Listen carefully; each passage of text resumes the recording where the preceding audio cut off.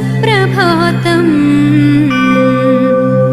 त्वं गाधिसूनु परमर्षिवरेण दृष्टा तेजोमयी सवितुरात्ममयाखिलार्था सर्वार्थधा प्रणतभक्तजनस्य सस्वत् गायत्री लोकविनुते तव सुप्रभातम्।